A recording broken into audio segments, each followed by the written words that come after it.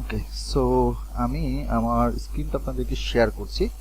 স্ক্রিনটা দেখা যাচ্ছে কিনা সেটা একটু আমাকে কনফার্ম করবেন। জি, দেখা যাচ্ছে। ওকে, গ্রেট। আচ্ছা, আমি যারা অলরেডি হচ্ছে আমাদের 2412-তে আছেন, আপনাদের এক্সেল, পাওয়ার বিআই, এসকিউএল, বিগ ডেটা তো কমপ্লিট হয়ে গেছে গত সপ্তাহে। এই সপ্তাহে তো কমপ্লিট হলো। তো সবগুলো ক্লাস ঠিকভাবে হয়েছে, বা যেগুলো যেগুলো আপনাদের শেখানোর কথা ছিল সব আপনারা ক্লিয়ারলি শিখতে পারছেন? জি, শেখা হয়েছে। সবগুলাই টাচ করছে মোটামুটি। আচ্ছা, ওকে, এখন নিজের প্র্যাকটিসটা শুধু বাকি আছে, তাই তো? জি, জি, নিজে আর ব্যক্তিগত উপর। অ্যাসাইনমেন্ট, কুইজ ওগুলোকে আপনারা সব দিচ্ছেন? জি, সবই দেওয়া আছে। ওকে, আপনাদের মনে হয় এসকিউএল এর লাস্ট একটা কুইজ বাকি আছে, তিনটা কুইজ দেওয়া হয়েছে, একটা কুইজ জি, মনে হয় আরেকটা বাকি আছে, ওইটা আজকালকের মধ্যেই দেওয়া হবে। আর ভৌতিকের মনে হয় একটা না দুইটা অ্যাসাইনমেন্ট ও দিয়েছে আপনাদেরকে, ওগুলো সাবমিট করে দিবেন। আর 2501-এ যারা আছেন, আপনাদের তো রিসেন্টলি এক্সেল এবং পাওয়ার বিএতে শেষ হলো। তো ক্লাসগুলো সব কমপ্লিট হলো কি ঠিকভাবে, যেভাবে আমরা বলেছিলাম, বা ক্লাসগুলো কিরকম হলো একটু আমাকে একটু বলবেন? ভাইয়া ভালোই হয়েছে।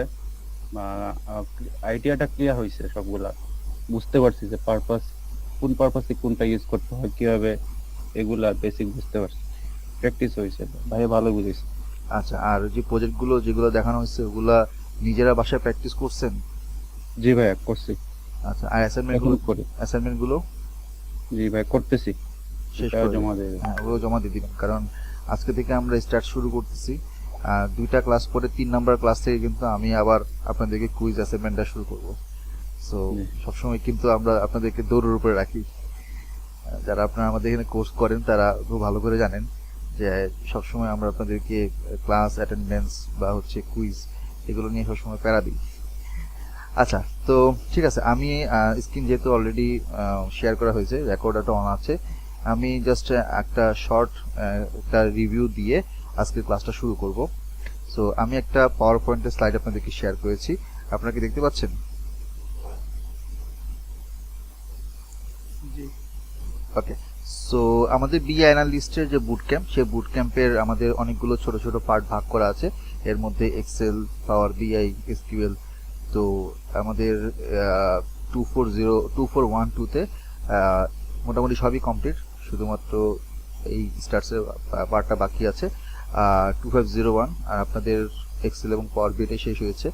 তো আপনাদের দুইটা ব্যাচের আর কি মার্জ করে আমরা স্ট্যাটিস্টিক্সের পোর্শনটা শুরু করছি। আমার নাম নাজমুল সাকিব, আমি একাডেমি কো ফাউন্ডার।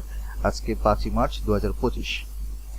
সো আমার সম্পর্কে আমি একটু শর্ট করে বলি, যারা অনেকে আমাকে চিনেন তারা তো চিনেনি, যারা এখানে নতুন আছেন বা যাদের সাথে হয়তো আমার সরাসরি ইন্টারাকশন হয়নি, তাদের জন্য জাস্ট আমার একটা শর্ট বায়ো আপনাদেরকে দিচ্ছি। আমার নাম নাজমুল সাকিব, আমি এখন বর্তমানে ড্যাফোডিল ইন্টারন্যাশনাল ইউনিভার্সিটিতে ডিপার্টমেন্ট অফ সফটওয়্যার ইঞ্জিনিয়ারিং এর লেকচার হিসেবে আছি, এবং একই সাথে আমি একাডেমি কো ফাউন্ডার।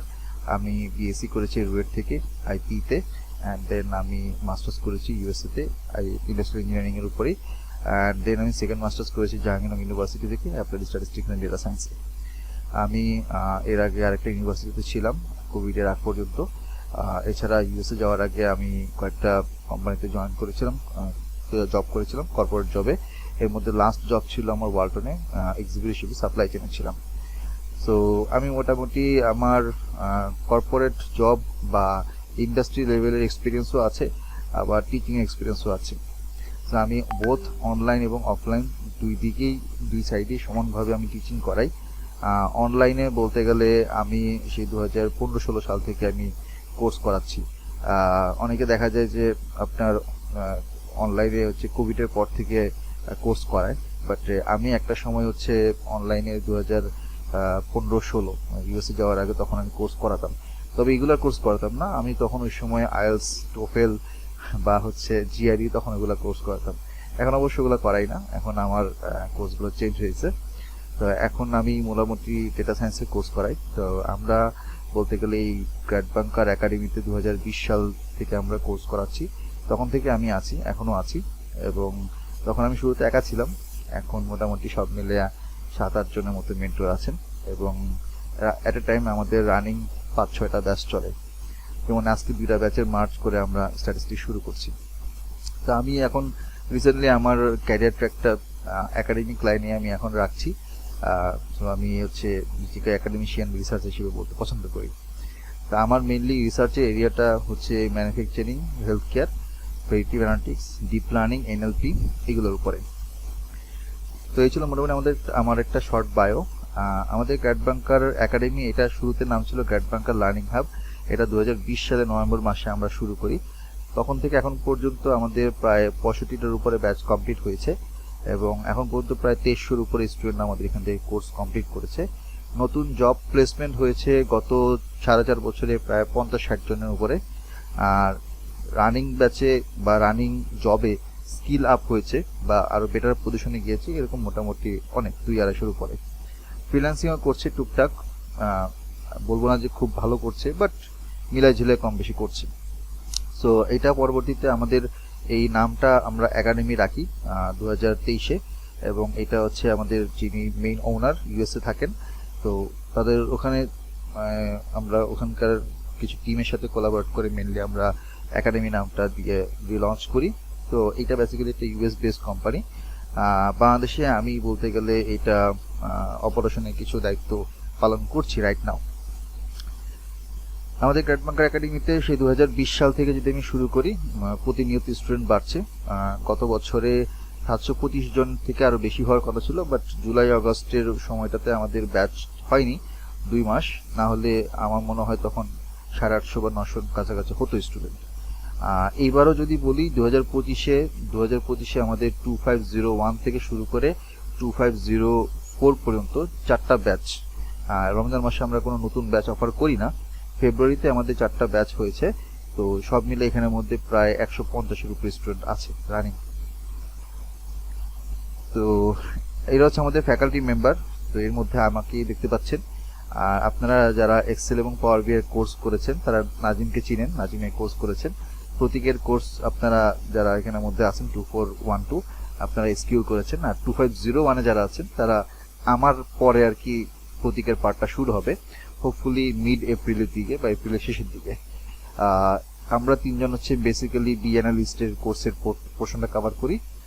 এছাড়া আমাদের এখানের মধ্যে আরেকজন ফ্যাকাল্টি আছেন বঙ্গবন্ধু শেখ মুজিব ইউনিভার্সিটিতে, বা বমেশিউ কি যেন নাম বলে, এটাকে বাংলায় মনে করতে পারি না, তো উনি এখানে আছেন। এছাড়া অ্যাজ এন একাডেমিক রিসার্চার হিসেবে আরও 2-1 জন আছেন। আর data science, machine learning, deep লার্নিংয়ের পোর্শনটা মূলত হচ্ছে প্রতীক, মাহবুব, আমি, হাসান সাকিব ভাই নিয়ে থাকি। তো হাসান সাকিব ভাই এখন বর্তমানে ওয়ালটনে R&Dতে আছেন অ্যাজ এ ডেটা অ্যানালিস্ট হিসেবে। বাকিরা হচ্ছে কেউ ডেটা অ্যানালিস্ট, কেউ বিজনেস অ্যানালিস্ট হিসেবে আছেন। আর রিমোট জবও করেছেন, যেমন মাহবুব অলরেডি ইউএসএতে রিমোট জব করেছেন আর এখন বর্তমানে নেক্সট ভেঞ্চারে আছেন। তো মোটামুটি এখানের মধ্যে সবাই কম বেশি কোনো না কোনো পার্ট নিয়ে থাকেন। তো এই ছিল মোটামুটি আমাদের ফ্যাকাল্টি মেম্বারের ইনফরমেশন। আর আমাদের ইউএসএর অ্যাডভাইজার আছেন, মানে আমাদের যে কোর্সের মডিউল এটা আমরা বলে থাকি কি ইন্টারন্যাশনাল স্ট্যান্ডার্ড, বিকজ আমাদের কোর্সে আমরা যা শিখাই যেভাবে শিখাই সেগুলো বাইরের কান্ট্রিতে জবের জন্য বা ফ্রিল্যান্সিংয়ের জন্য বা ইভেন একাডেমিক পারপাসেও আমরা ওটাকে যেন মার্জ করতে পারি বা খাপ খাওয়াতে পারি, সেভাবেই আমাদের কোর্স মডিউলটা সাজানো হয়। সো আমাদের অ্যাডভাইজারের মধ্যে একজন আছেন নাহিদ হাসান, উনি ওখানে আপনার টেক্সাস A&M অ্যাসিস্ট্যান্ট প্রফেসর হিসেবে আছেন। আর ফয়সাল রিয়াদ ভাই, উনি আমাদের মেইন ফাউন্ডার, এখন উনি পিএইচডি কমপ্লিট করে ইন্টেলে জব করছেন। আরও কয়েকজন আছেন, হয়তো আপনার হচ্ছে একাডেমিক বেসিসে আরও 2-3 জন আছেন। আপনার লাস্ট ইয়ারে একজন আপু ছিলেন, উনি হচ্ছেন কিসে যেন অ্যামাজনে জব করতেন। তো এই হচ্ছে মোটামুটি আমাদের অ্যাডভাইজার। তা আমরা আমাদের যে স্টুডেন্টরা বিভিন্ন জায়গায় জব প্লেসমেন্ট পেয়েছে বা ইন্টার্নশিপ পেয়েছে, এর মধ্যে আকিজ গ্রুপ, ইউএস বাংলা, এগুলো 2023 সাল পর্যন্ত আর কি লিস্ট, আর কি 2024-এও 25-এও শুরুতেও 2-1 জন পেয়েছে। তো এখন আপডেট করা হয় না এই লিস্ট। আমাদের পেজে গেলেও আপনারা ওখানের মধ্যে অনেক সাকসেস স্টোরি দেখতে পাবেন, আমাদের স্টুডেন্টের ফিডব্যাকের ভিডিও দেখতে পাবেন। এছাড়া পিকচার আকারও আপনি ফিডব্যাক পাবেন। তাদের সাথে আমরা মাঝে মধ্যে কিছু কোলাবোরেট করি বা হচ্ছে তাদের সাথে আমরা অভিনয় করে থাকি। এছাড়া দেখা যায় যে আমাদের স্টুডেন্টরা যারা জব করছে বিভিন্ন জায়গায়, তাদের ওখানে যখন কোনো একটা রিকোয়ারমেন্টের প্রয়োজন হয় বা কোনো একটা ভ্যাকেন্সি হয়, তখন সবার আগে আসলে আমরা জানি, আমাদেরকে যখন তারা অ্যাপ্রোচ করে বা রিচ করে, তখন আমরা আমাদের ব্যাচ থেকে টপ স্টুডেন্টদেরকে সেখানে পাঠাই, যাতে আমরা মোটামুটি তাদের ওই সিকিউর জবটা যেন সিকিউর করতে পারি। তো ওইভাবে যদি আমরা দেখি, মোটামুটি দেখা যায় প্রত্যেকটা ব্যাচ থেকে 2-3 জন আমরা এরকম পাই যারা টুকটাক বিভিন্ন জায়গায় জব শুরু করে দিয়েছে এই ডেটা সায়েন্সের ক্যারিয়ার ট্র্যাকে। এর মধ্যে এখানে কয়েকজনের ছবি আছে, যে এগুলো আমি পরে আলোচনা করব। আমরা আমাদের স্ট্যাটিস্টিক্সের যে কোর্স, সেই কোর্সের মডিউলটা নিয়ে আলোচনা করি। তো এতক্ষণ ধরে যা যা দেখালাম, এটা জাস্ট আমাদের একটা একাডেমি ওভারভিউ।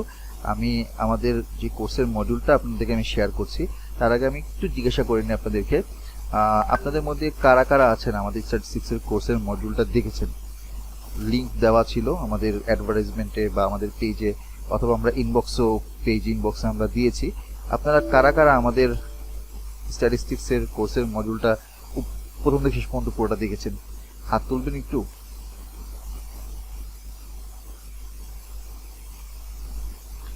যারা আমাদের রানিং ব্যাচের স্টুডেন্ট, তারা তো আমাদের কোর্স মডিউল শুরু থেকে জানেন।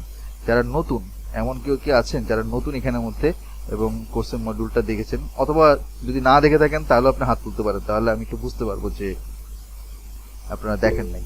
ওকে, ইফতেখার হাসান, আপনি দেখেন নাই। ওকে, নাসির, আশিকুল, আপনারা দেখেন নাই, আমি ধরে নিচ্ছি আপনারা দেখেন নাই।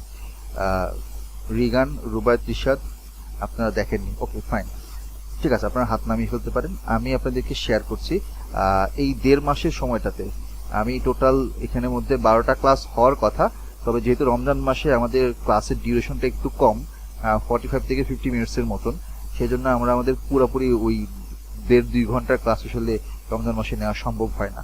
যার কারণে আমরা কিছু কিছু ক্লাসের বাকি পোর্শনগুলোর জন্য এক্সট্রা ক্লাস আমরা নিয়ে থাকি। তো ইউজুয়াল কেসে আমাদের এই স্ট্যাটিস্টিক্সের জন্য 12টা ক্লাস বরাদ্দ, 12টা ক্লাস আমি শিখাই। তো যেহেতু রমজান মাসে আমাদের ক্লাস সংখ্যাটা একটু কমে যাচ্ছে, ক্লাসের ডিউরেশন কমে যাচ্ছে, ওই দিকে আবার ক্লাসের সংখ্যা বেড়ে যাচ্ছে। তো সেই হিসাবে আপনার ক্লাস মোটামুটি 14-15টার মতো হবে। আজকে থেকে আমরা শুরু করেছি। তো আশা করা যায় যে মাঝখানে ঈদের ছুটি বাদ দিয়ে কাটাকুটি করে হয়তো এপ্রিলের 20-22 তারিখ পর্যন্ত আমার স্ট্যাটিস্টিক্সের পোর্শনটা চলবে। তো জাস্ট আপনাকে ডিউরেশনটা বলে দিলাম। তো এখানে আমি শুরু করব একদম বেসিক ফান্ডামেন্টাল থেকে, যেটা হচ্ছে লিনিয়ার অ্যালজেব্রা। তো ডেটা সায়েন্সে স্ট্যাটিস্টিক্স খুবই ইম্পর্টেন্ট, কারণ আমরা ডেটা সায়েন্সে যত ধরনের প্র্যাকটিক্যাল এক্সাম্পল দেখি, যত ধরনের অ্যাপ্লিকেশন দেখি, যত ধরনের machine learning, deep learning model দেখি, তার মোস্ট অফ দ্য কেসে, মোটামুটি 70 থেকে 75% কেসে এই মডেলগুলোর বেসিক ফাউন্ডেশনটা আসে স্ট্যাটিস্টিক্স থেকে। স্ট্যাটিস্টিক্যাল অ্যানালাইসিস, স্ট্যাটিস্টিক্যাল মডেলিং এর উপর বেস করি মেশিন লার্নিং, ডিপ লার্নিং এর কোড বা অ্যাপ্লিকেশনগুলা বা ওইটার আপনার মডেলগুলো আমরা দেখে থাকি। তো যদি আমরা এটাকে একদম বিগিনার লেভেলে বা একদম ফাউন্ডেশন লেভেলে যদি নিয়ে আসি, তাহলে এটা শুরুই হয়েছে আপনার লিনিয়ার অ্যালজেব্রা দিয়ে। সো যারা স্ট্যাটিস্টিক্স মোটামুটি আন্ডারগ্রেড লেভেলে টুকটাক করেছেন, বা যারা আমরা প্রায় সবাই কম বেশি ছোটবেলায় ক্লাস 6, 7, 8 এর বইয়ে আপনার হচ্ছে জিওমেট্রি বা হচ্ছে ওই যে অ্যালজেব্রা, হ্যাঁ, এক্স এর ভ্যালু, ওয়াই এর ভ্যালু বের করা, প্রতিস্থাপন, অপনয়ন পদ্ধতি, তারপর আপনার জিওমেট্রিতে আমরা স্থানাঙ্ক সিস্টেমে, হ্যাঁ, কার্টোসিস স্থানাঙ্ক সিস্টেমে এক্স ওয়াই দিয়ে বিভিন্ন প্লট করতাম, বিভিন্ন পয়েন্ট বসাতাম, বিভিন্ন লম্বা লম্বা বার চার্ট করতাম। তো ওই জিনিসগুলোকেই কিন্তু আমরা এখন এখানে ডেটা সায়েন্সে ইউজ করছি। এমন কিছু না এখানের মধ্যে যেটা একদম নোভেল বা একদম নতুন, বা হঠাৎ করে আসমান থেকে টুপ করে পড়ছে আপনার সামনে, আপনাকে এটা শিখতে হবে, ব্যাপারটা এরকম কিছুই না। আমরা ডেটা সায়েন্স, স্ট্যাটিস্টিক্সের যেই জিনিসগুলো মূলত আমাদের জানা দরকার, শেখা দরকার, তার অলমোস্ট মোর দেন 50% জিনিস আমরা অলরেডি ছোটবেলায় শিখে আসছি। আমি আপনাদেরকে এই কথাগুলো বলছি এই কারণে, যাতে আপনাদের মনের মধ্যে কোনো ধরনের কোনো কনফিউশন, কোনো ধরনের কোনো টেনশন বা প্রেশার জন্য ফিল না হয়। আমি আপনাদেরকে জিনিসগুলো একদম ওই ছোটবেলায় যেভাবে ধরে ধরে করানো হয়, আমি আপনাদেরকে ছোটবেলার ওই ধরে ধরে করানোর মতন ফাউন্ডেশনটা প্রথম 2-3টা ক্লাসে আস্তে আস্তে ধরিয়ে দিব। তারপর সেখান থেকে আমরা একটু আপার লেভেলে যাওয়ার চেষ্টা করব। তো প্রথম ক্লাসেই আমরা আজকের ক্লাসে যদি আমরা সুযোগ পাই, তো আমরা আজকে ক্লাস থেকে শুরু করব। আর যদি সুযোগ না হয় সমস্যা নেই, আমরা নেক্সট ক্লাস থেকে শুরু করব। ওই যে বললাম যে ক্লাসের সংখ্যা 12টার জায়গায় 14-15টা হইতেই পারে, এইখানে কোনো বাধ্যবাধকতা নাই। সো আমরা লিনিয়ার অ্যালজেব্রা দিয়ে শুরু করব এবং লিনিয়ার অ্যালজেব্রাতে আমরা ভেক্টর ম্যাট্রিক্স দিয়ে শুরু করব। তারপর অ্যালজেব্রিক বিভিন্ন ইকুয়েশনগুলো থেকে আমরা কিভাবে এক্স ওয়াই বের করতে হয় সেই জিনিসগুলো আমরা দেখব। তারপর সেখান থেকে আমরা বিভিন্ন ম্যাট্রিক্সের অপারেশনসগুলো দেখব, যেমন এডিশন, সাবট্রাকশন, মাল্টিপ্লিকেশন এগুলো। এবং এখান থেকে কিভাবে একটা লিনিয়ার লাইন তৈরি করতে হয়, রিগ্রেশনের লাইন তৈরি করতে হয় সেই জিনিসটা আমরা দেখব। তো প্রথম এই ক্লাসে এই জিনিসগুলো আমরা কভার করব। এখানে ক্লাস নাম্বার হিসেবে দেওয়া আছে, বাট আমি আসলে এই জিনিসটা ক্লাস ধরে কন্টিনিউ করি না, কারণ দেখা যায় যে কোনো দিন দেখা যায় যে ক্লাস 1-এর বা ক্লাস 2-এর টপিকগুলো শেষ হয় না, কভার করা যায় না। হয়তো আপনাদের আবার পাল্টা কোশ্চেন থাকে, আমি আনসার দিই, আবার আপনাদেরকে আমি পাল্টা কোশ্চেন করি, তো দেখা যায় একটা সময় চলে যায়, যার কারণে আমি কখনো আসলে এরকম ক্লাস ওয়াইজ স্পেসিফিকলি ধরে করাই না। যদি কোনো কারণে কোনো টপিক মিস হয়ে যায় আমি এটা পরের ক্লাসে অ্যাড করে দিই। সো আপনাদের কোনো টপিক এখান থেকে মিস হবে বা মিসিং হবে বা আমি করাবো না এরকম কখনো হবে না। এবং শুধু আমার ক্ষেত্রে না, নাজিম, প্রতীক, মাহবুব, হাসান ভাই, আমাদের সব মেন্টরদের ক্ষেত্রে এই জিনিসটা প্রযোজ্য। যদি কোনো কারণে কোনো একটা ক্লাসে আগে থেকে ডেজিগনেটেড টপিকগুলো যদি আমরা কভার করতে না পারি, তাহলে ওই বাকি অংশটুকু পরের ক্লাসে আমরা অ্যাড করে দিই। সেটা নিয়ে আপনাদের কোনো টেনশন করার কিছু নাই। তো আমরা এখানে ভেক্টর ম্যাট্রিক্সের পরে আমি আপনাদেরকে বেসিক ফাউন্ডেশনটা শুরু করব। ডেটা সায়েন্সে স্ট্যাটিস্টিক্সটা কি, এটা ডেটা টাইপ, ভেরিয়েবল, ডেটাকে অর্গানাইজ কিভাবে করতে হয়, বিভিন্ন ধরনের টেবুলার মেথড এবং ভিজুয়ালাইজেশন করার জন্য যেই ফান্ডামেন্টাল নলেজ বা থিওরিটিক্যাল যে সকল বিষয়গুলো দরকার সেগুলো আমি আপনাদেরকে শিখাবো। তারপর চলে যাব ডেসক্রিপটিভ স্ট্যাটিস্টিক্সে, ডেটা ডিস্ট্রিবিউশন। ওখান থেকে আমরা মেজার্স অফ সেন্ট্রাল টেন্ডেন্সি, তারপর ডেটার শেপ ডিস্ট্রিবিউশন, স্কিউনেস, কার্টোসিস থেকে যা যা আছে এগুলো আমরা দেখব, ইনক্লুডিং এক্সাম্পলস। মানে এমন না যে আপনাকে যা শুধুমাত্র ওই যে বলে না যে সংজ্ঞা, ঠিক আছে, অমুক অমুক অমুক অমুক এইটাকে এটা বলে, আমরা ছোটবেলায় পড়তাম না, সংজ্ঞা পড়তাম। আমি আপনাদেরকে সংজ্ঞা পড়াবো না, আমি আপনাদেরকে একদম এক্সাম্পল দিয়ে, ভ্যালু দিয়ে বা কি বলে এটাকে প্র্যাকটিক্যাল এক্সাম্পল দিয়ে আপনাদেরকে আমি দেখাবো। এবং অ্যাট দ্য সেম টাইম এগুলোর পাশাপাশি এক্সাম্পলগুলো আমি খাতায় করাবো। সো আমি ক্লাসের মধ্যে বলে দিব কিন্তু আগে থেকেই যে আপনারা দরকার হলে খাতা কলম নিয়ে বসবেন। এছাড়া এটার পাশাপাশি আমি পাইথনের কোড দিয়ে আপনাদেরকে দেখাবো। সো আপনাদের মধ্যে যাদের পাইথনের সম্পর্কে আইডিয়া আছে তাদের জন্য এটা হেল্পফুল হবে, যাদের আইডিয়া নেই তাদের অতটা প্রেশার নেওয়ার দরকার নেই। আমি কিছু রিসোর্স আপনাদেরকে দিয়ে দিব, ওখান থেকে বেসিক পাইথনের কোডগুলো বা ওই বিষয়গুলো বেসিক জিনিসগুলো আপনি শিখতে পারবেন। দেন আমি আসবো আপনাদের এখানে মডিউল 2-তে প্রবাবিলিটি এবং ডিস্ট্রিবিউশন। এখানে বিভিন্ন ধরনের sampling method, probability basic, fundamentals, বিভিন্ন রুলস, থিওরাম, র্যান্ডম ভেরিয়েবল এগুলো শেখানোর পরে আমি আপনাদেরকে প্রবাবিলিটি ডিস্ট্রিবিউশন শেখাবো এবং সেন্ট্রাল লিমিট থিওরাম। এখানে প্রবাবিলিটি ডিস্ট্রিবিউশনে মোটামুটি 6-7টা প্রবাবিলিটি ডিস্ট্রিবিউশন আপনাদেরকে শেখাবো, বেসিক এবং খুবই কমন যেগুলো, ইজিগুলো আপনাদেরকে শেখাবো, তো প্রবলেম নাই। এরপর আমি আপনাদেরকে এক্সপ্লোরেটরি ডেটা অ্যানালাইসিস, অর্থাৎ আমরা ডেটা ভিজুয়ালাইজেশন এবং রিপ্রেজেন্টেশন কিভাবে করতে হয় with the application of data analysis. So data analysis করতে গেলে বা ডেটা অ্যানালাইসিস করার জন্য যে স্ট্যাটিস্টিক্সের নলেজ সেটাকে আমরা এখানে কাজে লাগাবো একটা রিয়েল ডেটা সেট দিয়ে। সেখানে আমরা অ্যানালাইসিস করার পরে সেগুলোকে আমরা ডেটা ভিজুয়ালাইজেশনের বিভিন্ন টেকনিক বা বিভিন্ন মেথড, লাইব্রেরি, পাইথনের লাইব্রেরি দিয়ে আপনাদেরকে আমি এটা শেখাবো ইডিএ। সো এখানে একটা প্রজেক্ট থাকবে, কমপ্লিট প্রজেক্ট। তারপর এখানে 7-8 দুইটা ক্লাস মিলেই হচ্ছে এই টপিকগুলো আমি কভার করব। দেন আসবে রিগ্রেশন। সো আমি এখানে রিগ্রেশনে কোরিলেশন, রিগ্রেশন অ্যানালাইসিস, বিভিন্ন ধরনের টার্মস, বিভিন্ন ধরনের কি বলে টাইপ বা এটার যে আপনার অ্যাজাম্পশনস বা কিভাবে এটা কাজ করে রিগ্রেশন, এই জিনিসগুলো আপনাদেরকে দেখাবো। অ্যাট দ্য সেম টাইম এটার যে বিভিন্ন ধরনের আপনার রিগ্রেশন মডেলটা ভালো নাকি খারাপ এটার জন্য আমরা বিভিন্ন টেস্ট করে থাকি বা বিভিন্ন ধরনের চেক করে থাকি, অ্যাজাম্পশনগুলো চেক করি। সো ওগুলা কোন জিনিসগুলো কিভাবে কাজ করে, আমরা কোন ধরনের ডেটাকে কিভাবে আমরা অ্যানালাইসিস করব বা কিভাবে আমরা এররকে মেজার করব, একটা মডেল বা একটা অ্যানালাইসিস এটা ভালো না খারাপ, খারাপ হলে ভালো কিভাবে করতে হয়, ভালো হলে আরো ভালো কিভাবে করতে হয়, এই বিষয়গুলোর কিছু থিওরিটিক্যাল ব্যাকগ্রাউন্ড আছে বা কিছু কন্ডিশনস আছে। সো এগুলো আমি আপনাদেরকে স্লাইড ধরে থিওরিটিক্যালি কিছু বুঝাবো আর কিছু আপনাদেরকে প্র্যাকটিক্যালি পাইথন কোড দিয়ে দেখাবো। এবং লাস্টে হচ্ছে আমাদের প্রেডিক্টিভ মডেলিং এর একটা ক্যাপস্টোন প্রজেক্ট থাকবে 1 এবং 2, সাথে কিছু ক্যারিয়ার পাথ নিয়ে ডিসকাশন আমি করাবো। তো এই যে উপর থেকে নিচ পর্যন্ত ইন ডিটেলসে বেসিক স্ট্যাটিস্টিক্স থেকে আমি অ্যাডভান্স বলবো না বা মোটামুটি ইন্টারমিডিয়েট লেভেল পর্যন্ত যতটুকু শেখা দরকার ইনিশিয়ালি একটা জবের জন্য বা ইনিশিয়ালি আপনি যদি ডেটা অ্যানালিটিক্সের অন্য কোথাও যদি আপনি জব করতে চান বা নিজেকে প্রিপেয়ার করতে চান, আমার মনে হয় যে স্ট্যাটিস্টিক্সের যা যা জানা দরকার বেসিক লেভেলে, বিগিনার লেভেলে আমি এখানে সবগুলোই কভার করব ইনশাল্লাহ। কভার করে আসতেছি, এবারও আপনাদের সাথে আমি এটা কভার করব। তো যদি এই কোর্সের মডিউলটা আপনারা পুরোটা দেখার পরে আপনাদের যদি কারো কোনো কোশ্চেন থেকে থাকে, ইউ ক্যান আস্ক মি। আপনারা এখন চাইলে আমাকে করতে পারেন, আমি কোশ্চেন আনসার দেওয়ার জন্য ready.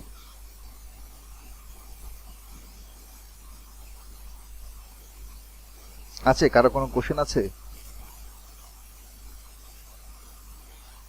Reagan, Pranab, Rubayet, Rishad, Shahadat, Shihab, Tanim, please কেউ একজন কোশ্চেন করেন। ভাইয়া এখানে ম্যাথ এরকম আপনি যে বললেন লিনিয়ার অ্যালজেব্রা এগুলো ব্যাপারে, হ্যাঁ, লিনিয়ার অ্যালজেব্রা। হ্যাঁ আমার তো জি জি বলেন। ভাইয়া আমার তো ম্যাথে বেশি একটু প্রবলেম হয় মানে এখানে। না, এখানে আসলে ম্যাথ বলতে হচ্ছে যে আমরা ওরকম পিওর ম্যাথের যে বড় বড় ইকুয়েশন সলভ করি সেগুলো আমি আপনাদেরকে দেখাবো না। ওগুলো দেখাইতে গেলে তো আর আমার এখানে ক্লাস নেওয়া আমার জন্য পসিবল না। এটা তো হচ্ছে ক্লাসরুমে মানে ফিজিক্যালি বোর্ডের মধ্যে লিখে তারপর বুঝাতে হয়, এটা তো আমার পক্ষে এখানে মধ্যে পসিবল না, আর এটা আমার দরকারও নাই। আমার ওই ম্যাথের ডেরিভেশন জানা দরকার নেই, আমার জানা দরকার যে আমি এই ফর্মুলাটা রিয়েল লাইফে কিভাবে কাজে লাগাতে পারি, আমার এটা শেখা দরকার। জব লাইফে, জবে গেলে, ইন্টারভিউতে গেলে আপনাকে বলবেন যে এই অমুক ইকুয়েশনটা আমাকে এখানের মধ্যে 2 পেজে ডিরাইভ করে দেখান, এটা কখনো আপনাকে জিজ্ঞেস করবে না। আপনাকে জিজ্ঞেস করবে আপনি স্ট্যাটিস্টিক্সের নলেজটা রিয়েল লাইফে কিভাবে কাজে লাগাতে পারবেন বা লাগাতে, ওটা আপনি ওটার জন্য আপনি কতটুকু আপনার মধ্যে অ্যাবিলিটি আছে, ওই জিনিসটা তারা চেক করবে। বুঝতে পেরেছি ম্যাম, থ্যাংক ইউ ম্যাম। ওকে, ঈশা আপু। ভাইয়া আমি জাস্ট এই কোর্সটার পারপাস যতটুকু বুঝেছি ওটা আর কি জাস্ট ইকো করছি আপনার সাথে, যেন আমার বোঝার কোনো সমস্যা না হয়। জি আমি যেটা বুঝেছি যে এই কোর্সটা করার পরে আমি যদি রিসার্চার হিসেবে কোথাও অ্যাপ্লাই করি, আমি যদি রিসার্চ অ্যাসিস্ট্যান্ট হিসেবে কোথাও অ্যাপ্লাই করি, তখন আমার এই যে এক্সপার্টাইজ গুলা যে আছে ওইটা আমি ডেমনস্ট্রেট করতে পারবো, তাই তো? হ্যাঁ, ইনশাল্লাহ পারবেন। আমার এখানে যেভাবে আমি সাজিয়েছি কোর্সের মডিউলটা, যারা রিসার্চ পারপাসে ইন ফিউচারে কোথাও রিসার্চ করতে যান, সেটা দেশে হোক অথবা দেশের বাইরে হোক, আশা করি আপনাকে কিন্তু এই স্ট্যাটিস্টিকের অ্যানালাইসিসগুলোই বিগিনার লেভেলে আপনার প্রফেসর বা আপনার সুপারভাইজার করতে বলবে। ওকে, থ্যাংক ইউ। আচ্ছা, হ্যাঁ, আমি আসলে রিসার্চের ব্যাপারটা স্কিপ করে গেছি, খেয়াল ছিল না। ওইটাও আপনার হেল্প হবে আর কি, আশা করি প্রবলেম হবে না। আচ্ছা, আর কারো কোনো কোশ্চেন? প্লিজ কোশ্চেন থাকলে এখনই করে ফেলেন, আমি তাহলে পরের আমাদের মেইন ক্লাসের স্লাইডে আজকে কিছু না কিছু হলে আমি দেখাবো। মানে একদম শুরুর দিনে কিছু না দেখায় চলে গেলে ব্যাপারটা অড দেখায়। আমি হচ্ছে অলরেডি আমার স্লাইড ওপেন আছে, আমি আজকে ফার্স্ট লেকচারটা শুরু করব। তো যদি কোনো কোশ্চেন থাকে এখনই করে ফেলেন। ক্লাসটা কি রেকর্ড থাকতেছে? জি, রেকর্ড থাকতেছে, আমাদের সবগুলো ক্লাসই রেকর্ড হয়। আপনি রেকর্ড ফাইলটা আগামীকাল রাতে সন্ধ্যার মধ্যে পেয়ে যাবেন। যেহেতু আমি দিনের বেলা ক্যাম্পাসে থাকি, অফিসে থাকি, সো রেকর্ড ফাইলটা যদি হাতে সময় থাকে আমি রাতেই দিয়ে দিই, মানে আজকে রাতেই দিয়ে দিই। বাট যদি ইনকেস প্রবলেম হয় তাহলে একদিন পর আপনি অবশ্যই পাবেন।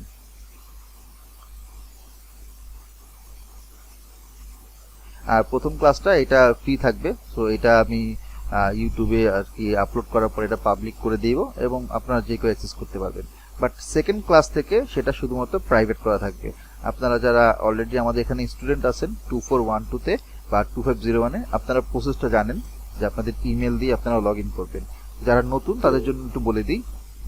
রুবায়েদ একটা কোশ্চেন করেছেন, ভাইয়া আমি তো পাইথন ইউজ করি না, ডেটা অ্যানালাইসিস যদি পাইথনে হয় তাহলে কি পারবো? হ্যাঁ, ইনশাল্লাহ পারবেন, সমস্যা হবে না। আমি পাইথনের কোড ধরেই বুঝাবো যে কোন জায়গায় আমি কোন কাজটা করতেছি। আর আমি এখানের মধ্যে যা যা দেখাবো আমার স্লাইডে, মানে পাওয়ার পয়েন্টের স্লাইড বা কোড, এর বাইরেও আমি আপনাদেরকে এটার সাথে অ্যাসোসিয়েটেড অন্যান্য কি কি জিনিস শেখা লাগবে, যদি কোনো মানে আমার কাছে কিছু এরকম রিসোর্স আছে, কিছু ব্লগ আছে, কিছু বই আছে, কিছু ইউটিউব চ্যানেলের ভিডিও আছে, আমি সেগুলো আপনাদেরকে প্রোভাইড করব। এবং আমাদের প্রত্যেকটা আমার যে লেকচারটা আমি ফলো করি, আমার প্রত্যেকটা পিডিএফ এর শেষের দিকে কিছু স্যাম্পল বই এবং বইয়ের নাম কোন চ্যাপ্টার সেটা আমি বলে দিই, মানে একদম বাচ্চাদের লেভেলে বা স্কুল লেভেলে যেরকম বলে দেয় অমুক বই থেকে অমুক গাইড থেকে এরা পড়তে, বা ইউনিভার্সিটি লেভেলে বলে দেয়, আমি আপনাদেরকে ওরকম বলে দিব যে অমুক বইয়ের অমুক চ্যাপ্টারটা পড়বেন। পিডিএফটা অ্যাভেলেবেল, যে কোনো জায়গা থেকে আপনি কালেক্ট করতে পারবেন, বা আমার কাছে থাকলে আমি দিয়ে দিব। আমার কাছে সবগুলো আছে, আমি আস্তে আস্তে সেগুলো দিয়ে দিব।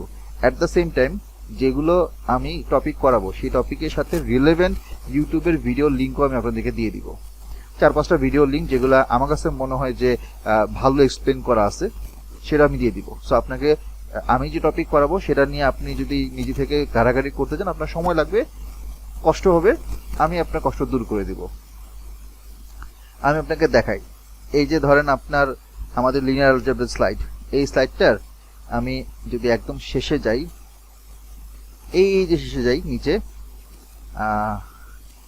এই যে সেলফ লার্নিং, আমি এখানের মধ্যে কয়েকটা সেলফ লার্নিং জিনিস দিয়ে দিছি। ম্যাথ বই, ছোটবেলার ম্যাথ বই কি কি জিনিস শিখবেন সেগুলো দিয়ে দিছি, আর রেফারেন্সের বইও এখানের মধ্যে দেওয়া আছে।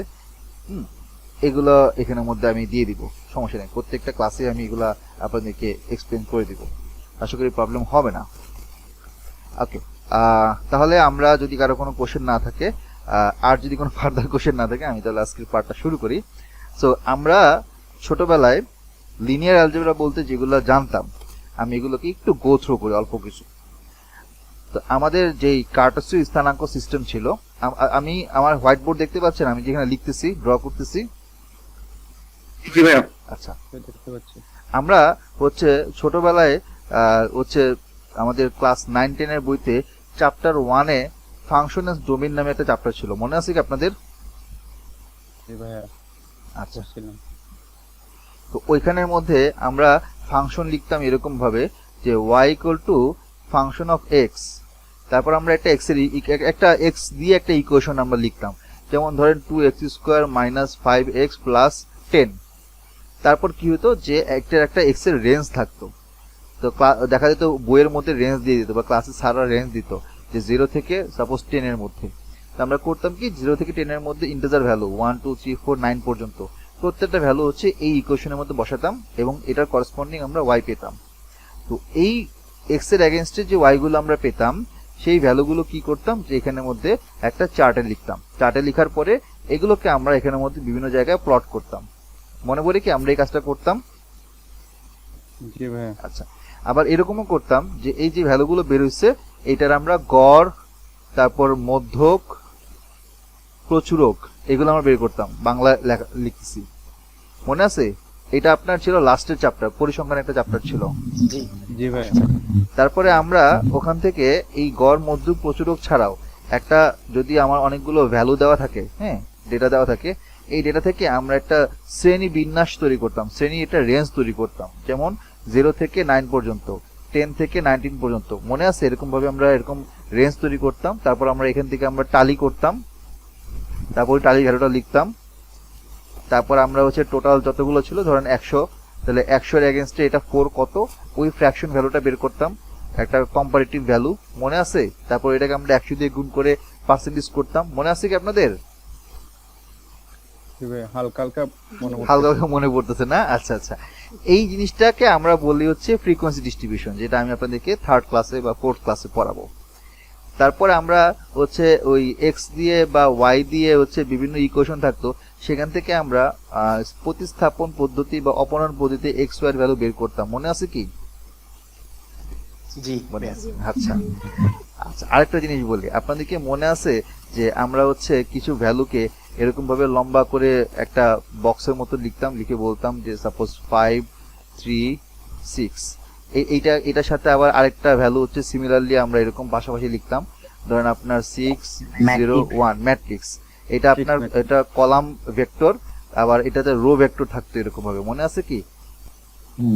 তা আমরা যোগ করতাম, গুণ করতাম, ভাগ করতাম, বিয়োগ করতাম। ওই জিনিসগুলো হচ্ছে আমাদের, এই যে আমি টার্মগুলো এখানে বললাম, যতগুলো আমি ছোট ছোট কাজগুলো বললাম ছোটবেলা আমরা ম্যাথে শিখছি, এগুলোই হচ্ছে আসলে আমাদের লিনিয়ার অ্যালজেব্রার অংশ।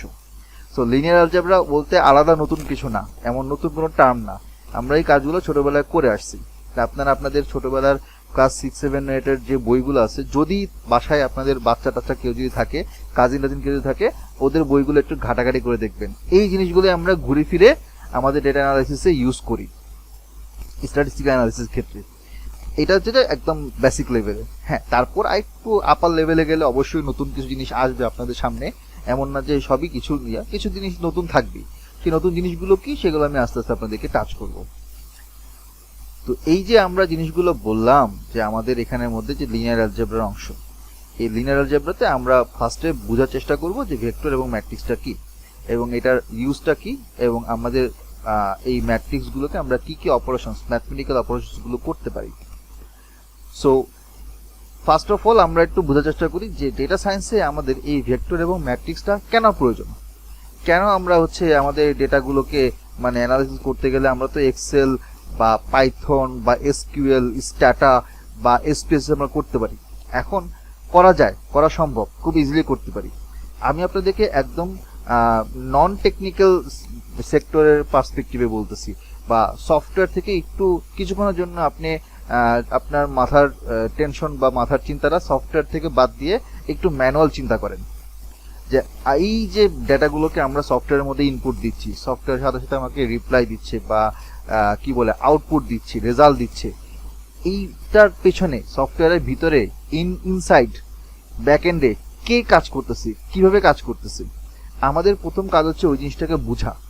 কারণ আপনি যখন একটা সিস্টেমকে বুঝবেন, সেই সিস্টেমটা আপনি তখন এটাকে মডিফাই করতে পারবেন, এটাকে আপনি তৈরি করতে পারবেন, এটাকে আপনি আপডেট করতে পারবেন। এখন আমরা যখন শিখি, আমরা যখন বিভিন্ন জায়গায় অ্যাপ্লিকেশন করি, আমরা অ্যাপ্লিকেশনগুলো আমরা শিখি, আমরা যখন জবে যাই বিভিন্ন জায়গায়, আমাদেরকে কিছু টাস্ক দিয়ে দেওয়া হয় যে হ্যাঁ আপনি আসছেন, আপনার 4টা-5টা ডিউটি, আপনি এই ডিপার্টমেন্টে কাজ করবেন, আপনার সুপারভাইজার হচ্ছে অমুক, সে আপনাকে কাজ দেবে, আপনি কাজ করবেন। এবং আপনি দেখবেন যে আপনাকে প্রত্যেকটা দিন কিছু কমন কাজ করতেই হচ্ছে এবং তোতা পাখির মতো আপনি করে যাচ্ছেন। তো আমরা যেটা করি যে সিস্টেমের আউটসাইডে যে আপনার এটা কি বলে, আউটসাইডে আপনার যে ভিজিবল যে সকল জায়গাগুলো আছে, যা শুধুমাত্র একটা কোনো কিছুকে ইনপুট দেওয়ার পর আউটপুটটা যখন আমাদের সামনে আসে অ্যাজ এ ভিজিবল হয়ে, আপনাকে ওই জিনিসটাকে বারবার রিপোর্টের মতো তৈরি করতে হচ্ছে। কিন্তু আপনি কখনো চিন্তা করেন নাই যে আচ্ছা এটার ভিতরে সিস্টেমটা কিভাবে কাজ করে, এবং এই যে কাজ করে এইটার জন্য আপনাকে প্রপারলি ওরকম সময় আপনাকে দিবে না। আপনার কোম্পানি কখনো আপনার ওই মানে তাদের নিজস্ব সিস্টেম হোক, সেটা সফটওয়্যার বেসড হোক বা ওয়েব বেসড হোক, ওটার ভিতরে কিন্তু আপনাকে কখনো অ্যাক্সেস দিবে না। এটা শুধুমাত্র অ্যাক্সেস টপ ম্যানেজমেন্টের। এখন আপনি যদি বাইরে থেকে জাস্ট ডেটা ইনপুট দিয়ে আউটপুট দিয়ে রিপোর্ট তৈরি করে প্রিন্ট করে অফিসকে দেখাচ্ছেন, বসকে দেখাচ্ছেন, বস খুশি, বস তাদের বলতেছে হ্যাঁ আমি যেরকম চাচ্ছি সেরকম কাজ করতেছে। আপনি কয়েকদিন কাজ করলেন, 1-2 বছর পর আপনার স্যালারি বাড়লো অথবা ইনক্রিমেন্ট হলো, কিন্তু সবই ঠিক আছে। কিন্তু আপনি যতক্ষণ পর্যন্ত না একটা সিস্টেমের ভিতরে ঢুকে বা এই সিস্টেমটাকে বোঝার চেষ্টা করতে, ততক্ষণ পর্যন্ত কিন্তু আপনার ইনার ডেভেলপমেন্ট হচ্ছে না। আপনি শুধুমাত্র আপনার গায়ের সাথে বা আপনার সার্টিফিকেটে, আপনার রিজুমিতে খালি শুধুমাত্র অ্যাড করতেছেন 2+ এক্সপেরিয়েন্স, 3+ এক্সপেরিয়েন্স, তাই না? বাট অ্যাকচুয়ালি কাজের কাজ যেটা, যে ভিতরে সিস্টেমটাকে বোঝা, এইটার জন্য আপনার কোম্পানি সময় দিবে না। আপনার কোম্পানি কি করবে, সবসময় দৌড়ের উপরে রাখবে, সবসময় আপনাকে কাজ দিয়ে টাস্ক দিয়ে প্রেশারাইজ করে রাখবে। আপনি যে আলাদা একটু সময় বের করবেন যে একটা সিস্টেম এটার ভিতরে কিভাবে কাজ করে, এটা আমার জানা উচিত বা শেখা উচিত, ম্যানুয়াল কিভাবে কাজ করে, ম্যানুয়াল পদ্ধতিতে, এটা কিন্তু আপনার সময় পান না। এখন যে এটা নিয়ে ঘাটাঘাটি করে, সে তখন ওই সিস্টেমটার ভিতরে ফ্ল বের করতে পারে, বা এই সিস্টেমটাতে ফ্ল বের করার পরে সেটাকে সে মডিফাই করতে পারে, ডেভেলপ করতে পারে। তার মানে আপনাকে কিন্তু এক হিসেবে একজন ব্যাকএন্ডের কাজ করতে হচ্ছে। সফটওয়্যারের ব্যাকএন্ডে বলি না আমরা, ব্যাকএন্ডের হিসেবে কাজ বা শিখতে হচ্ছে বা করতে হচ্ছে বা বুঝতে হচ্ছে। এখন আপনি যদি এই ভিতরের অংশটুকু না জানতে পারেন বা না শিখতে চান, শুধু বাইরে আপার লেভেলে বা সারফেস লেভেলে যা শুধুমাত্র ডেইলি বেসিসে নাম কাওয়াজতে কিছু কাজ করে চালা যান, আপনি হয়তো ক্যারিয়ারে একটা সময় গিয়ে উপরে উঠবেন। কিন্তু এখনকার বর্তমানে আমরা যেই জায়গাতে আসি, তাই না, প্রতিনিয়ত তো আমাদের টেকনোলজি চেঞ্জ হচ্ছে, প্রতিনিয়ত রিকোয়ারমেন্ট চেঞ্জ হচ্ছে। আগে একটা সময় ছিল কি, ধরেন 10-15 বছর আগে, তখন শুধুমাত্র তারা দেখতো সিভির মধ্যে কম্পিউটার লিটারেসি আছে কিনা। লিটারেসি বলতে MS ওয়ার্ড, MS অফিস বা আপনার পাওয়ার পয়েন্ট চালাতে পারে কিনা, তখন তাকে জব দিয়ে দেয়।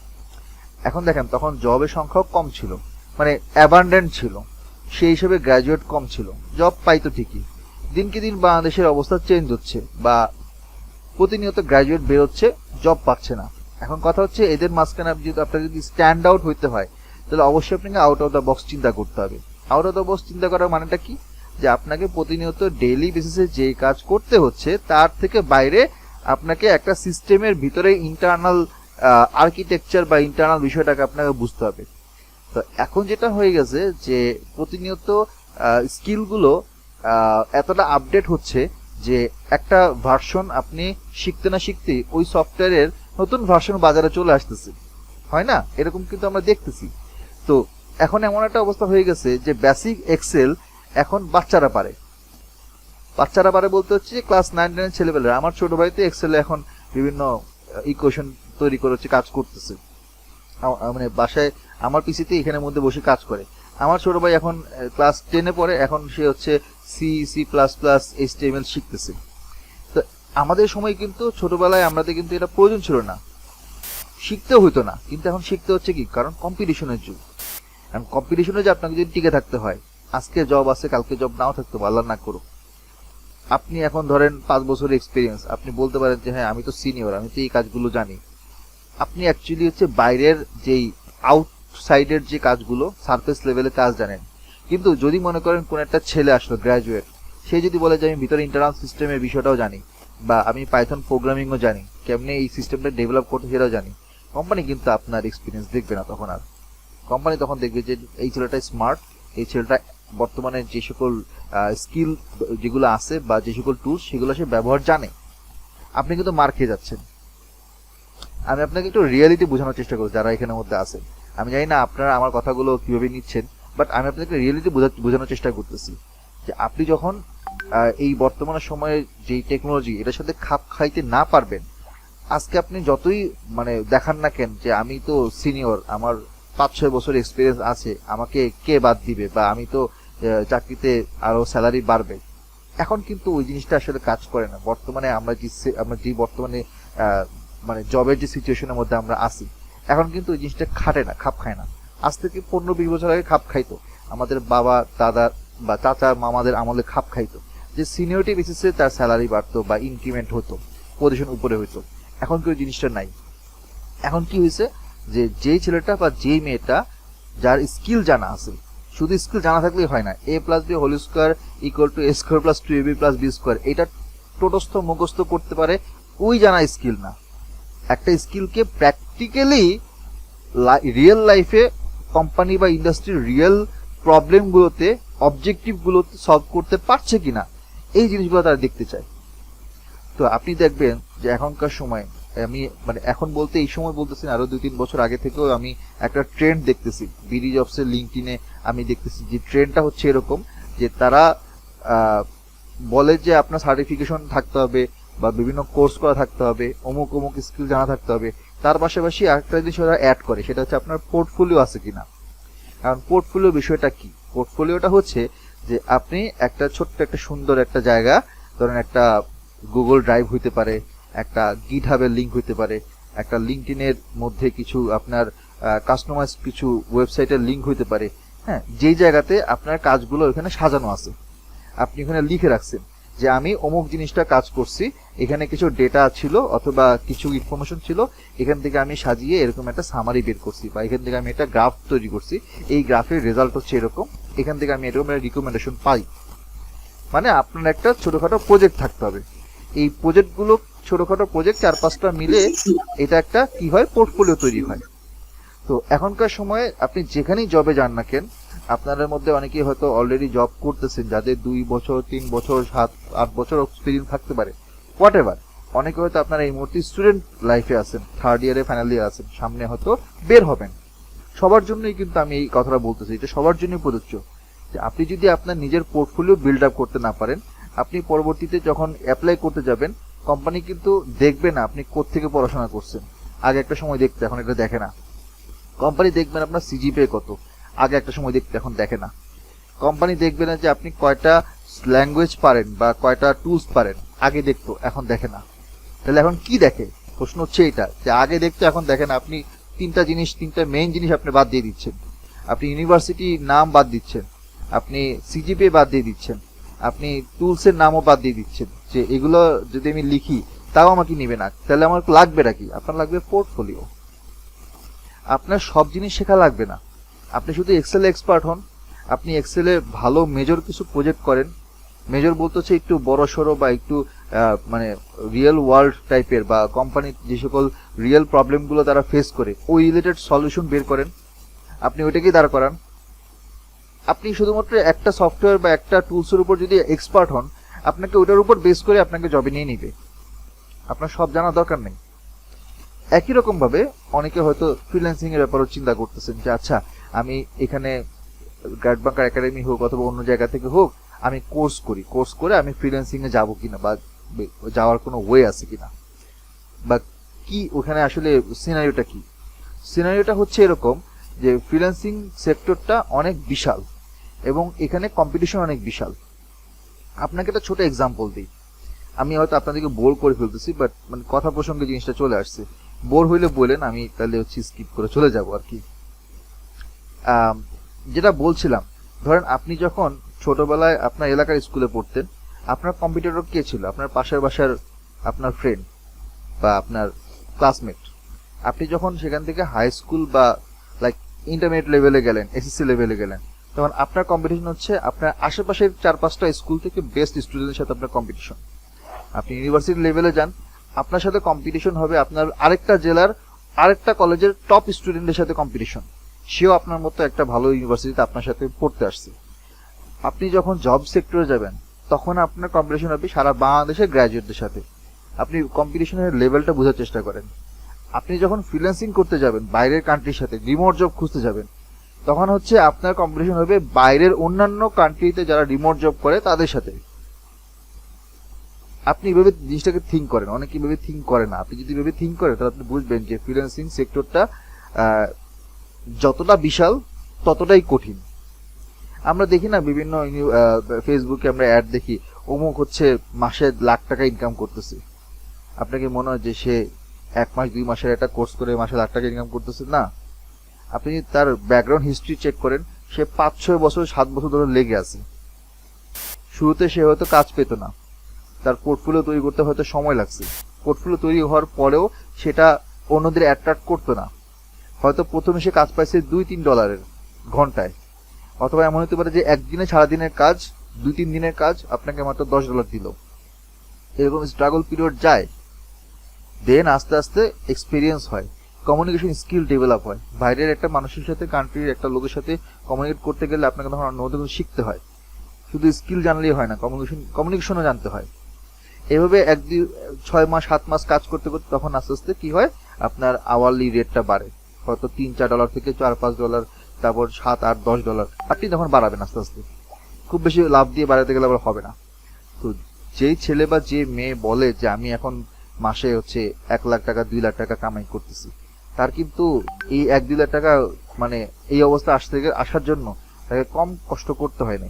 এটা পিছনে 3-4 বছর 5 বছর 6 বছর লেগে থাকতে হয়েছে। আপনি চিন্তা করেন যে না আমি লেগে থাকবো এবং তার মতো হব, it's up to you, best of luck. কিন্তু আপনি যদি চিন্তা করেন যে না আমি 2-3 মাস 4 মাসে একটা কোর্স করব, এখান থেকে ওখান থেকে যেখান থেকে হই না কেন সেগুলো দিয়ে হচ্ছে আমি একটা ফ্রিল্যান্সিং এর জন্য পোর্টফোলিও তৈরি করব, এবং আমি সাথে সাথে হচ্ছে মাসে খুব বেশি না হলেও 10-15-20 হাজার টাকার ইনকাম করা শুরু করব, ব্যাপারটা কিন্তু অতটা সহজ না। টু বি অনেস্ট, আপনাকে লেগে থাকতে হবে, অল্প অল্প অল্প অল্প করে লেগে থেকে ধীরে ধীরে ধীরে ধীরে ডেভেলপ করতে হবে। তা আপনি দেখবেন যারা কিনা ফ্রিল্যান্সিং করে তাদের কিন্তু জব এক্সপিরিয়েন্স নাই। আবার যাদের জব এক্সপিরিয়েন্স আছে, মানে 4-5-6-7 বছর জব এক্সপিরিয়েন্স, তারা কিন্তু ফ্রিল্যান্সিং করে না। তার মানে কি দাঁড়ালো জিনিসটা, দুইটা আপনি এট এ টাইম করতে পারবেন না, আপনাকে এই কোনো একটা চুজ করতে হবে, ঠিক না? আপনাকে যে কোনো একটা চুজ করতে হবে। আপনি যদি ফ্রিল্যান্সিং এর দিকে যান, আপনাকে পুরা রাত দিন এক করতে হবে ফ্রিল্যান্সিং এ ভালো করার জন্য। আপনি জবের দিকে যান, আপনাকে রাত দিন এক করতে হবে আপনার সুপারভাইজার, আপনার সিনিয়রকে খুশি করার জন্য, কাজ দেখানোর জন্য। সো 2 নৌকায় পা দিলে কিন্তু আপনি পারবেন না। আপনি যেটাই শিখেন না কেন, আপনি এক্সেল শিখেন, পাওয়ার বি শিখেন, এসকিউএল শিখেন, পাইথন শিখেন, ট্যাবলিউ শিখেন, অনেক কিছু শিখতে পারেন, কোনো বাধা নাই। বাট আপনাকে চিন্তা করতে হবে যে আমি এটা শিখে কোথায় কাজে লাগাবো। আমি কি আমার জব সেক্টরে আরো বেটার পজিশনে যাওয়ার জন্য কাজে লাগাবো? তাহলে আপনাকে ওইভাবে তৈরি হতে হবে, আপনার মাইন্ডসেট ওইভাবে সেট করে নিয়ে তারপর শিখতে হবে। আপনি যদি চিন্তা করেন যে না আমি জব টপ ছেড়ে দেবো, আমি এগুলো শিখে ফ্রিল্যান্সিং সেক্টরে ঢুকতে পারেন, কিন্তু ওই লেভেলে যেতে গেলে আপনাকে একটা লম্বা সময় পাড়ি দিতে হবে, সেটা মাথায় রেখে আপনারা আগানোর চেষ্টা করবেন। এটা হচ্ছে আমার আপনাদের প্রতি একটা ছোট একটা অ্যাডভাইস, ফ্রি অ্যাডভাইস, যেটাই করেন না কেন। আমি আপনাকে ওই যে আপনারা যারা এখানে নাজিমের কোর্স করতেছেন করে ফেলছেন এক্সেল পাওয়ার বি, নাজিম আপনাদেরকে ক্লাসে বলে নাই যে নাজিমের ফ্রিল্যান্সিং এর হিস্টোরির কথা? আজ থেকে আরো 5-7 বছর আগে এসে আপু বলছিল না নাজিম? হ্যাঁ ভাইয়া বলছিল। আচ্ছা, নাজিম যদি ওইটাই কন্টিনিউ করতো, তাহলে নাজিম যেরকম ট্যালেন্ট বা নাজিমের যেই শেখার আগ্রহ, শেখানোর আগ্রহ, নাজিম যদি ওটা কন্টিনিউ করতো, এই 6-7 বছরে নাজিমের স্যালারি মানে কি, তার আর্নিং হয়তো 1.5-2-3 লাখ টাকা হইতে পারতো, আমার বিশ্বাস, কারণ আমি নাজিমকে চিনি। কিন্তু সে জবে ঢুকছে, তার কিন্তু ফ্রিল্যান্সিং লাইফের যেই ইতি ওখানে সে করে ফেলছে, এরপর সে আর ওইদিকে আগায় নাই, সে তখন জবের দিকে ফোকাস হয়েছে। সো এটা জাস্ট আমি নাজিমের কথা বললাম, এরকম আরো অনেকেই আছে যে যদি ফ্রিল্যান্সিং করতে চান তাহলে ওইদিকে আপনাকে টোটালি কনসেন্ট্রেট করতে হবে। আর যদি আপনি চান যে না আপনি মানে জব লাইফে যাবেন, তাহলে আপনাকে ওইভাবে আসলে নিজেকে প্রিপেয়ার করতে হবে। আচ্ছা যাক, আমরা যেখানে ছিলাম সেটা হচ্ছে এই যে আমরা ভেক্টর ম্যাট্রিক্স গুলো আসলে শিখবো। হ্যাঁ, তাহলে ডেটা সায়েন্সে আমার এগুলো কেন প্রয়োজন? ভেক্টর এবং ম্যাট্রিক্স হচ্ছে একটা স্ট্রাকচার্ড ওয়ে যার মধ্য দিয়ে আমি ডেটাগুলোকে রাখতে পারি, ঠিক আছে, ছোট ছোট বক্সের মতো। এখন ওই ধরেন আমাদের হচ্ছে গিয়ে ছোটবেলায় ওই আমরা লেগো খেলছি, লেগো দিয়ে হচ্ছে আমরা বিভিন্ন কি বলে যে ছবি তৈরি করছি, মানে ছোট ছোট প্লেট ছিল না, লেগোর প্লেট, মাথা ঘাড় এগুলা ঠিকঠাক করতে হইতো। আবার অনেক সময় দেখা যাচ্ছে ওই যে ওয়ার্ল্ড ম্যাপ, বাংলাদেশের ম্যাপ লেগোর মতন ছোট ছোট পিস ভাগ করা আছে, সেগুলোকে একত্র জোড়া লাগাতে হতো। বা আমরা হচ্ছে ওই এখন পাওয়া যায় কিনা জানি না, এরকম কিছু 6 সাইডেড ডাইস ছিল, যেখানে এখানে এ ছিল, এখানে আপনার বি ছিল, আমরা বাচ্চাদের শিখাতাম। আমরা নিজেরা শিখছি বা একটা সময় পর্যন্ত বাচ্চারা শিখছে, এখন পাওয়া যায় না। হ্যাঁ, এই যে এরকম ছোট ছোট যে বক্সগুলো ছিল, ধরেন একটা ছেলে বা বাচ্চা একটা বাসার মধ্যে খেলতেছে, তো এরকম মনে করেন 10-20টা টুকরা বাইরে ফ্লোরের মধ্যে ছড়া ছিল। আপনি বলেন যে কি করতেছো, আপনি যখন এগুলো প্রত্যেকটা টুকায় টুকায় উঠে কি করলেন, একটা বালতির মধ্যে বা একটা বক্সের মধ্যে রাখলেন। ঠিক তেমনি আমাদের কি করতে হয়, এগুলো প্রত্যেকটা হচ্ছে একটা ছোট ছোট ডেটা, ছোট ছোট ভ্যালু, এগুলোকে আমাদেরকে একটা জায়গায় এরকম বক্স আকারে রাখতে হয়। এই বক্সটাই হচ্ছে ভেক্টর, এবং এটা একটু যদি আমি 2 ডাইমেনশনাল চিন্তা করি, দৈর্ঘ্য প্রস্থ মিলে, তখন এটা হচ্ছে আমার ম্যাট্রিক্স। এখন এই ডেটাকে যখন আমরা সাজাবো, সাজানোর পরে এই যখন সাজানো হয়ে যাবে, তখন এই ডেটা থেকে একটা সামারি বের করা আমার জন্য ইজি হবে। যদি এরকম মানে ফ্লোরের মধ্যে যদি এরকম বক্সগুলো ছড়ানো ছিল থাকতো, আপনি কিন্তু ওখান থেকে সামারি বের করতে পারতেন না, আপনাকে আতিপাতি করে খুঁজতে হইতো। কিন্তু যখন আপনি একটা বক্সের মধ্যে রাখলেন, আপনি এখান থেকে ইম্পর্টেন্ট জিনিসগুলোকে খুঁজে খুঁজে বের করতে পারবেন, দেখে দেখে বের করতে পারবেন। ধরেন আপনি এখানে বক্সের মধ্যে কিছু হচ্ছে সংখ্যার ছোট ছোট বক্স, আপনি নাম্বারগুলোকে আলাদা করে রাখলেন, তাই না? আপনি লেটারগুলো ABC যেগুলো, সেগুলো আপনি এখানে রাখলেন। তার মানে কি আপনার জন্য সর্টিং করাটা ইজি হচ্ছে। যখন আপনার একটা সেন্ট্রাল ডেটাবেস থাকবে, একটা সেন্টার একটা আপনার স্টোরেজ থাকবে, যে স্টোরেজে ডেটা সাজানো থাকবে, আপনার কিন্তু এখান থেকে সামারি বের করা, ডেটাগুলো থেকে হচ্ছে বিভিন্ন ফিল্টার করে ইনসাইট বের করা ইজি হয়ে যাবে। এখন এটা আপনি হাতে করেন, এক্সেলে করেন, এসকিউএলে করেন, পাইথনে করেন, হোয়াট এভার ইট ইজ, সবার আগে ডেটাকে আমাকে একটা সুন্দর জায়গায় সাজাতে হবে। এই সাজানোর কাজটার জন্য আমাদের মূলত ভেক্টর এবং ম্যাট্রিক্স অনুযায়ী ডেটাকে সাজাতে হয়। এখন সাজানোর পরে কি করতে হয়, আমরা এটাকে রিয়েল লাইফে কোথায় ইউজ করি, বিভিন্ন কাস্টমারের সেগমেন্টেশন করতে, মেল ফিমেল বিভিন্ন এইজ আকারে ভাগ করতে পারি। ধরেন আপনার একটা স্টোর আছে, স্টোরের মধ্যে ওখানে অ্যাডাল্ট বা সেমি অ্যাডাল্ট বা বাচ্চাদের টয়েস আছে, অ্যাডাল্ট যারা তাদের কিছু অ্যাডাল্ট প্রোডাক্ট আছে, বা যারা ফিমেল তাদের কিছু প্রোডাক্ট আছে, আপনি প্রোডাক্টগুলোকে সেগমেন্ট করতে চাচ্ছেন, তখন আমার ডেটাগুলোকে ম্যাট্রিক্স ও ভেক্টরে সাজানো থাকলে আমার জন্য সেগমেন্ট করাটা ইজি। আপনি সেলস ফোরকাস্ট করতে যাচ্ছেন, তার মানে আপনার বিগত 5 বছরের ডেটা আছে, আপনি নেক্সট 3 মান্থসে ডেটা কত সেল হতে পারে সেটা এস্টিমেট করতে যাচ্ছেন। তো যদি আপনার ডেটা সাজানো না থাকে, আপনি ওখান থেকে একটা ইকুয়েশন মানে ফোরকাস্ট করার জন্য যদি আমি একটা ইকুয়েশন ইউজ করতে চাই, এটা রিগ্রেশন করতে চাই, এটা অ্যাপ্লাই করার জন্য তো আমার ডেটাকে সাজানো থাকতে হবে। একটা মানে অব্যবস্থাপনাময় অবস্থা, মানে হচ্ছে একদম আনপ্ল্যান ভাবে বিভিন্ন ডেটা ছড়ানো ছিটানো আছে, সে অবস্থায় কিন্তু আপনি কোনো সেগমেন্টেশন বলেন বা ফোরকাস্টিং বলেন বা অপটিমাইজেশন বলেন বা বিভিন্ন ডেটা ম্যানেজমেন্টের কাজ করতে পারবেন না। সো আমার প্রথমে কাজ হচ্ছে ডেটাগুলোকে সুন্দর করে একটা জায়গার মধ্যে রেখে দেওয়া, স্টোর করে রাখা। আমরা এগুলো কি করি, এখন বিভিন্ন কোম্পানিতে ক্লাউড সার্ভারের মধ্যে স্টোর করে রাখি বা বিভিন্ন কোম্পানি ইন্টারনাল সার্ভার থাকে, সেখানে স্টোর করা থাকবে। আপনারা দেখবেন যে বিভিন্ন ব্যাংকে সার্ভারের জন্য একটা আলাদা ঘর আছে, ওখানে এসি রাখছে, মানে মানুষজন হচ্ছে বাইরে দর করে ঘামতেছে, হ্যাঁ, কিন্তু ভিতরে এসি রাখছে। কার জন্য? একটা জড় বস্তুর জন্য, কোনো মানুষের জন্য না, একটা মেশিনের জন্য, একটা বক্সের জন্য। ওই বক্সের মধ্যে দেখবেন যে সবুজ রঙের বাতি পিপ পিপ পিপ পিপ পিপ পিপ করতেছে।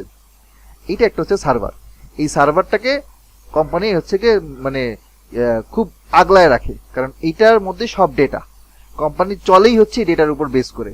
কোম্পানির লাভ ক্ষতি হিসাব নিকাশ সব চলে এই সার্ভারের ডেটার উপর ভিত্তি করে। তার জন্য এটার উপরে কি লাগে, 2টা এসি দিয়ে রাখে, যে না ভাই তোমার ঠিক রাখি, আগে ঠান্ডা রাখি, বাইরে মানুষ যা মন চায় তা করি। তো এই যে আমি ডেটাগুলোকে সার্ভারের মধ্যে রাখতেছি, লোকাল সার্ভার হোক অথবা ক্লাউড সার্ভার হোক, সাজানো থাকলে কি হবে, আমার জন্য বাকি কাজগুলো বিভিন্ন ধরনের ফাইন্যান্সিয়াল পোর্টফোলিও ম্যানেজ করা, মার্কেটিং অপটিমাইজেশন করা, ইনভেন্টরি চেক করা, ইনভেন্টরি অ্যাসেস করা, ইনভেন্টরিতে আমার কোন কোন প্রোডাক্টগুলো মিসিং আছে, কোন প্রোডাক্টগুলো কমে যাচ্ছে, সেগুলো রিপ্লেনিশ করতে হবে কিনা, এই ডিসিশনটা কোম্পানি যখন নিতে চাবে তখন আপনাকে জিজ্ঞেস করবে অ্যাজ এন অ্যানালিস্ট হিসেবে। আচ্ছা আপনি বলেন তো আমার এখন ইনভেন্টরিতে কি অবস্থা। ধরুন আপনি স্বপ্নে জব করেন অ্যাজ এন অ্যানালিস্ট হিসেবে। এখন আপনাকে জিজ্ঞাসা করবে যে আমার এই ঢাকার মধ্যে 5টা স্টোর আছে, ঢাকার আশেপাশে, ঢাকার মধ্যে বিভিন্ন জায়গাতে আছে স্বপ্নের স্টোর। এই জায়গাগুলো ডেটাগুলো আপনি নেবেন, নিয়ে আমাকে বলবেন যে নেক্সট 10 দিনে, নেক্সট 1 সপ্তাহে আমি কোন স্টোরে কোন ধরনের প্রোডাক্টগুলো আমি সাপ্লাই করব। এখন ধরেন আপনার উত্তরার যে একটা স্টোর আর ধরেন মিরপুর একটা স্টোর, উত্তরের স্টোরের মধ্যে যে প্রোডাক্টটা মিসিং আছে আপনার কাজ হচ্ছে সেটাকে আইডেন্টিফাই করা এবং আমরা কোম্পানির এইচআর কে অথবা সাপ্লাই চেনের ম্যানেজারকে বলা যে আমার অমুক প্রোডাক্টটা মিসিং আছে, আপনি পাঠান। যদি আপনি অ্যানালাইসিস করে এটা আপডেট করতে না পারেন বা যদি আইডেন্টিফাই করতে না পারেন, তাহলে দেখা যাবে যে প্রোডাক্ট অলরেডি আছে সেখানে আবার সেম প্রোডাক্ট আবার পাঠাচ্ছে, ডাবল খরচ। কোম্পানি তো এই খরচ নিয়ে নেবে না। কোম্পানি আপনাকে বলবে যে আমার এই হচ্ছে প্রোডাক্টের তালিকা, এতগুলো প্রোডাক্ট, এই প্রোডাক্টগুলো বিভিন্ন জায়গায় আছে, এই প্রোডাক্টগুলো এই জায়গা থেকে আসতেছে, সোর্স হচ্ছে এই জায়গায়, তারপরে এই প্রোডাক্টগুলো টাইপ হচ্ছে এরকম, কাদের জন্য প্রোডাক্ট সেটা, প্রোডাক্টের সাইজ শেপ থেকে শুরু করে বা ধরেন প্রাইস হইতে পারে, ঠিক আছে, প্রোডাক্টটার হচ্ছে ক্যাটাগরি, কোন ক্যাটাগরির প্রোডাক্ট, এটা বাচ্চাদের প্রোডাক্ট, মেল মানে কি ফিমেলদের প্রোডাক্ট, এরকম ধরেন আপনার হিউজ পরিমাণ ডেটা আছে।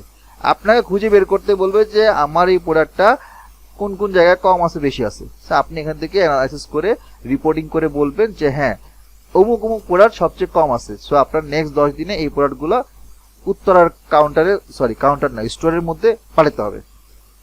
এটা আমি আপনাকে একটা এক্সাম্পল বললাম, এরকম আরো ডিফারেন্ট টাইপের অবজেক্টিভ আপনাকে ধরাই দিয়ে বলবো যে আমার বের করে দেন। আর আমি যদি অ্যানালাইসিস করতে নাই জানি, আমি কেমনে বের করব? আমাকে কোম্পানি টাকা দিবে, অথচ কাজ আদায় করে নিবে তো, তাই না? না পারলে তো সমস্যা।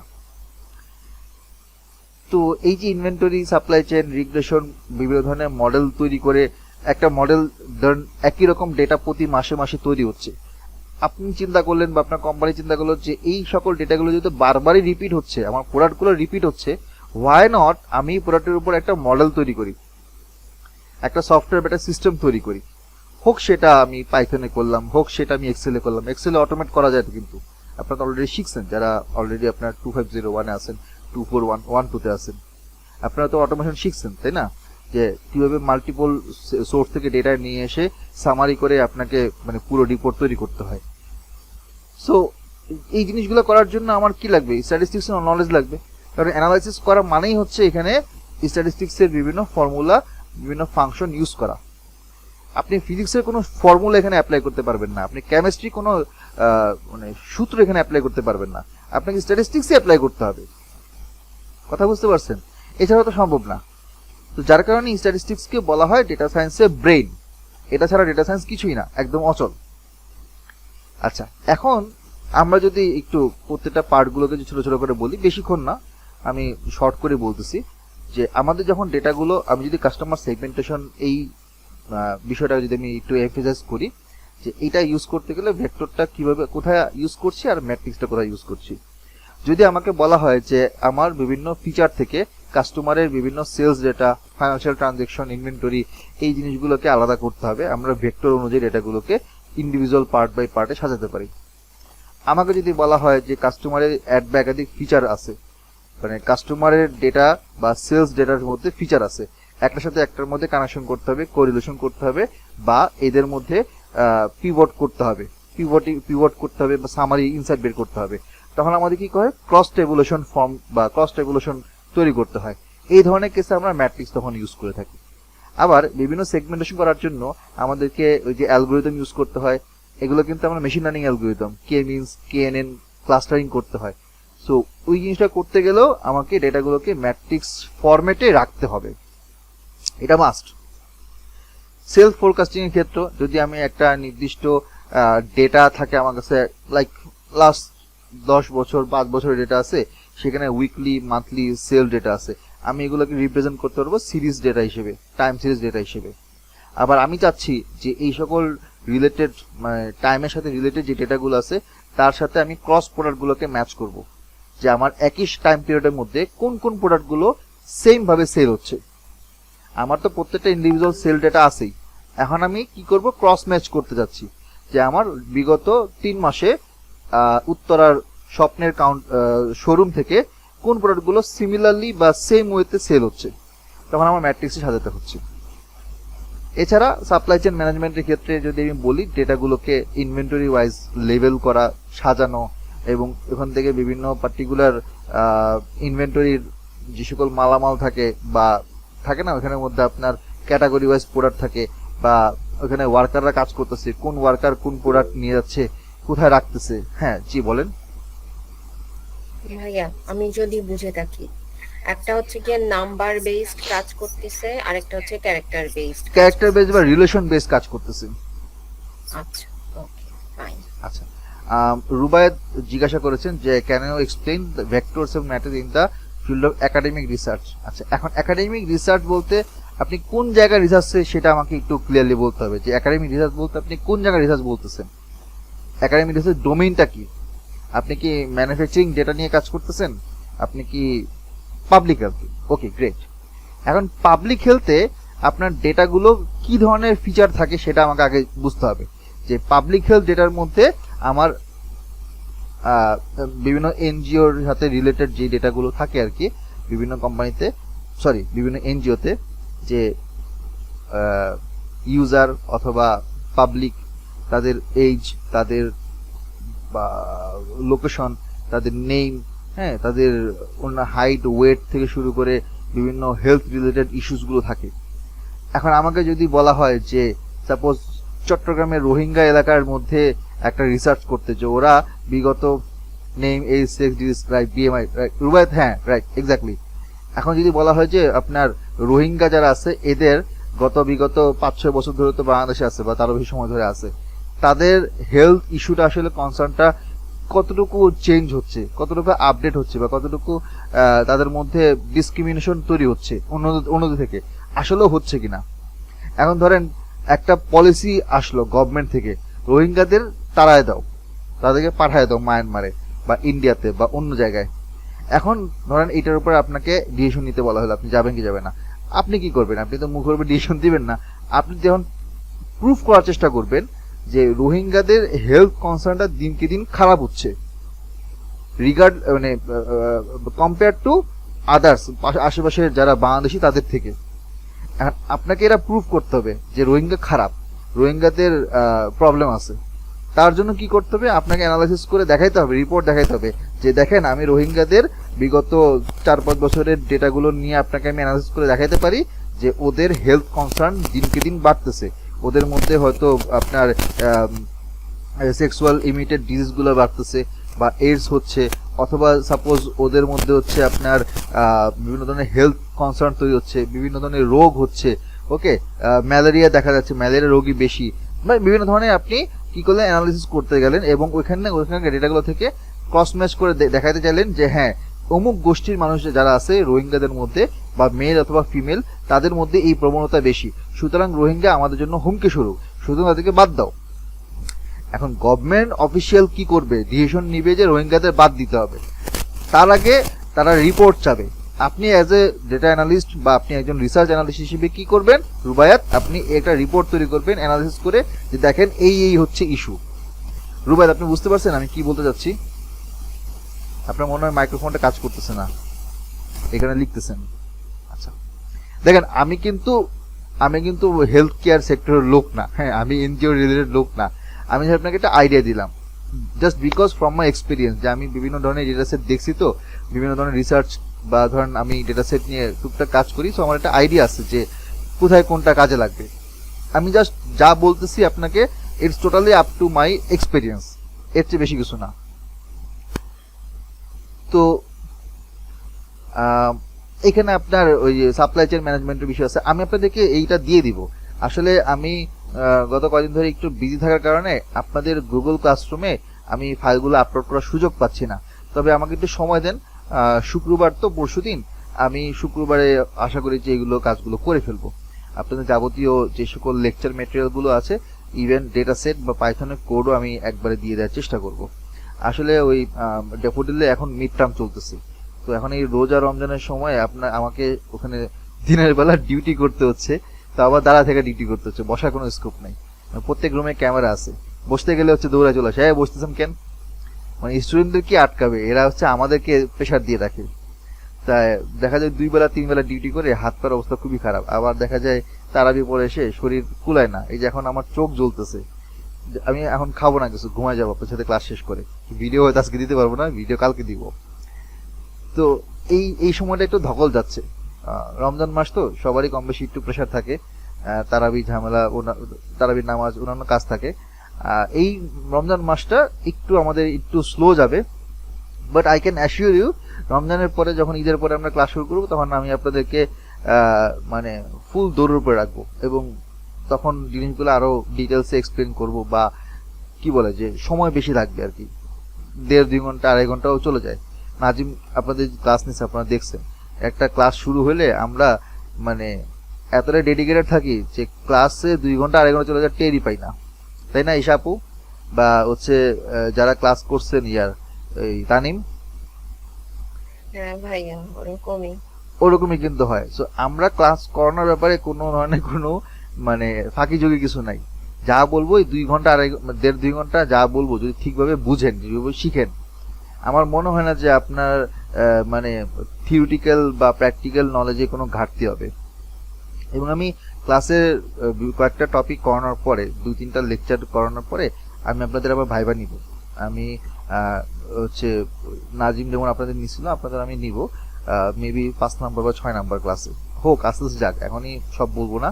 আর আমি আপনাদের টোটাল 5টা কুইজ দেব, প্রত্যেকটা কুইজের মধ্যে কোশ্চেন থাকবে 30টা 25টা করে, আর আমি আপনাদের 3টা অ্যাসাইনমেন্ট দেব। ভাইয়া প্লিজ কুইজ এত দিয়েন না। না এটা তো ফিক্স করা, এটা তো সবাই দিতে হবে। এক্সেল এর 5টা, আপনার এক্সেল আর পাওয়ার বিআই মিলে হচ্ছে 5টা, এসকিউএল এর 4টা, তারপর স্ট্যাটস এর হচ্ছে 5টা, আর বেসিক স্ট্যাটস, অ্যাডভান্সড থেকে আপনার ডেটা সায়েন্স, মেশিন লার্নিং, ওখানে আরো 3টা আছে। দেখেন এগুলো আমাদের ফিক্স, এটা আমাদের কোর্সের মধ্যে আছে, এটা দিতেই হবে। আপনি এখন 30টা অতিরিক্ত ভাইয়া, 15টা 20টা না 30টা এগুলো আপনাকে করতে হবে, অনেক বেশি হয়ে যায় ভাইয়া। করতে হবে। দেখেন এটা দেখেন, আপনি যদি এখন থেকে জিনিসটা না শিখেন, করতে হবে অবশ্যই, বাট একটু প্রেসার পড়ে যায় আর কি। প্রত্যেকটা এমসিকিউর জন্য 1 সপ্তাহ সময় দেওয়া হবে। করতে হাঁপায় যায়, পরে পিছন থেকে শুরু করি নিজেকে মোটিভেশন দেওয়ার জন্য। প্রবলেম তো এই জায়গাতেই। দেখেন আমরা যারা এখানে মেন্টর আছি, বা আমরা এখানে তো পড়াচ্ছি দীর্ঘদিন ধরে, আমাদের সাথে যারা মানে আমরা আমাদের সাইড থেকে যদি চিন্তা করি, আর যদি স্টুডেন্ট সাইড থেকে চিন্তা করি, আমাদের মধ্যে একটা জায়গাতে একটা ডিসক্রিমিনেশন বা একটা বৈপরীত্য থাকে। সেটা কি জানেন? আমরা চাই যে স্টুডেন্টের চাই না তুলতে, যে চলেন আমার সাথে, শিখবেন না মানে আপনার ঘাড় শিখবে, কিন্তু স্টুডেন্টরা পারে না, যার কারণে দেখা যায় যে অনেক ড্রপ আউট হয়। যেমন আপনি দেখেন এখানে এই মুহূর্তে নতুন বাদ দিলে আমি হয়তো দেখতে পাচ্ছি মোটামুটি হয়তো 14-15 জন হচ্ছে 2 ব্যাচ মিলে, কিন্তু আপনারাই বলেন যে 2412 তে স্টুডেন্ট সংখ্যা ছিল প্রায় 32 জন, 2501 এ স্টুডেন্ট সংখ্যা ছিল 23 জন। আমি যদি সব যোগ করি তাহলে আমার স্টুডেন্ট আজকে 50 ক্রস করা যাওয়ার কথা ছিল নতুনটা সহ, কিন্তু আছে কতজন? মাত্র 20 জন। কেন? কারণ আপনারা কন্টিনিউ করতে পারেন না।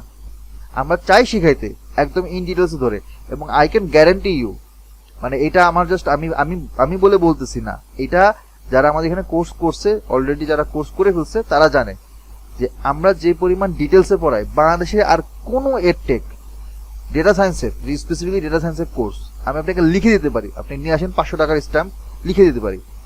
আমরা গ্রেট বাংলা একাডেমি ছাড়া আর কেউ এত ডিটেলসে, এত মানে কি বলে এক্সপ্লেন করে বা রিয়েল লাইফ ওয়ার্ল্ডের সাথে আপনাদেরকে নিয়ে প্রজেক্ট ওয়াইজ আগায় কেউ না, নো ওয়ান। বাট তারপরে হয় কি যে এটার ভালো দিক আছে, খারাপ দিক আছে। ভালো দিক হচ্ছে আমাদের এখান থেকে যারা ভালো করে তাদের মোটামুটি জব কনফার্ম হয়। তারা বলে যে ভাই আপনাদের এখান থেকে শিখে আমার এই জবটা হয়েছে, বা আমি ইন্টারভিউতে আমি এগুলো পারছি, আমার জন্য সুবিধা হয়েছে। বাট সেটা সংখ্যাটা কম। অন্যদিকে একটা নির্দিষ্ট সংখ্যক মানুষ একটা সময় চলে যায়। আমরা খারাপ বলে বলে চলে যায় না ভাই, এরা চলে যায় কেন? ভাইয়া আপনারা খুব প্রেশার দেন, আমি এটা নিতে পারতেছি না, আমার অফিসের প্রেশার, আমার ইউনিভার্সিটির ক্লাস টেস্টের, আমার মিড টার্মের প্রেশার, হ্যাঁ আমার এই সমস্যা ওই সমস্যা, আমি এখন করব না, আমি পরের ব্যাচে শিফট করব। এরকম পরের ব্যাচে বহুত শিফট করে, এরকম অনেকে আছে যে পরের ব্যাচে শিফট করে, এবং আমাদের এখানে 6 মাস 8 মাস ধরে লেগে আছে, ছাড়তেছেও না যে চলে যাবো না ভাইয়া আমি আপনার সাথে আসি, আমি শেষ পর্যন্ত থাকবো যতদূর পারি। That's a good thing. কিন্তু এই করতে গিয়ে হয় কি 2বার 3বার করে ব্যাচ চেঞ্জ করে, এই হচ্ছে অবস্থা। শিখতে চায় কিন্তু কন্টিনিউ করতে পারে না। তো এটা আমরা দেখে আসতেছি বিগত 3.5 বছর 4 বছর দেখে আসতেছি যে হ্যাঁ ভর্তি হয়, একটা সময় গিয়ে পরবর্তীতে কন্টিনিউ করতে পারে না। তো ওইভাবে চিন্তা করলে আমরা যদি একদম সবকিছু ইজি করে দিতাম যে হ্যাঁ আসেন এমনি এমনি শিখাই, আড্ডা বাড্ডা দিয়ে শিখাই, অত কুইজ টুইজ লাগবে না, পাস করবেন বা হচ্ছে কোর্স শেষ করবেন, সার্টিফিকেট ধরাই দিব, চলে যান। ওইভাবে করলে তো আমরা প্রত্যেক ব্যাচে 60 70 100 জন নিয়ে করতে পারতাম। ওটা তো করি না আমরা, ওরকম মাছ বাজার তৈরি করি না। এখন যেমন হচ্ছে আমি ধরে ধরে জিজ্ঞেস করতে পারি, এ আশিকুল বলেন তো এটা কি, এ ফারুক ইকবাল বলেন তো এটা কি, এ এশাপু বলেন তো এটা কি, জিজ্ঞেস করছি কি বলছি, মানে বাকি মেন্টররা যেরকম জিজ্ঞেস করে আমি আপনাদেরকে জিজ্ঞেস করবো, আজকে না 2-3টা ক্লাস পরে আর কি। তো চেষ্টা করি যে এই কোয়ালিটি ধরে রাখার, এবং এই কোয়ালিটি ধরে রাখি বলেই আলহামদুলিল্লাহ এখন পর্যন্ত আমরা মানে টিকে আছি। আর অনেকে আসে চলে যায়, দেখা যাবে যে ওই কোর্স করাতে আসে, বলে যে আচ্ছা ঠিক আছে আসেন আমার কাছে কোর্স করেন, 2000 টাকা 3000 টাকা কোর্স করবে, 1-2টা ব্যাচ হয় তারপর শেষ। যাই হোক, এই অনেক কথা বলতেছি। আজকে যেহেতু অলরেডি 11:30 বাজে, আমি আপনাদেরকে এই ফাইলটা দিয়ে দিব, আর আমরা নেক্সট ক্লাসে এগুলো এক্সপ্লেন করে এই স্কেলার ভেক্টর ম্যাট্রিক্স এইটা আমরা ধরবো। আপনারা সবাই জানেন তো যে আমাদের এই কোর্সের শিডিউলটা কবে কবে? রবিবার এবং বুধবার, ঠিক আছে? Sunday Wednesday. গুড। তাহলে আমরা নেক্সট ক্লাস হবে আমাদের 9 তারিখে, তারপর 12 তারিখ, তারপর 16, 19, 23, 26 তারিখে শিওর না, মানে যদি 27 থেকে 27 রমজান, 26 তারিখে যদি সবাই চায় তাহলে ক্লাস নিব, নাহলে 23 তারিখে ঈদের আগে ক্লাস আমরা ক্লোজ করে দিব।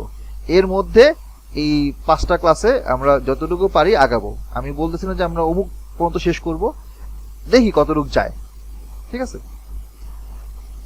তো যদি কারো কোনো কোশ্চেন থাকে আজকে করতে পারেন।